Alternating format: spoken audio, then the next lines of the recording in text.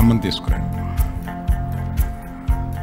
ఈ ఆమెకి చూపు ఒక మాదిరిగానే కనిపిస్తుంది, కానీ పుస్తకం కష్టపడి చూపించాము. వారు ఈ పుస్తకానికి ఎడిటర్ శ్రీ మన్నం గోపీచంద్ గారు, వారిని ఒక ప్రతిని అమ్మగారికి ఇప్పించవలసిందిగా కోరుతున్నాను. గోపీచంద్ గారు, మీరు వచ్చి మా అమ్మగారికి ఇవ్వాల్సిందిగా కోరుతున్నాను.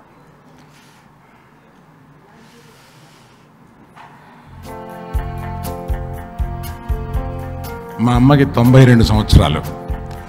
మొన్న ఈ మధ్య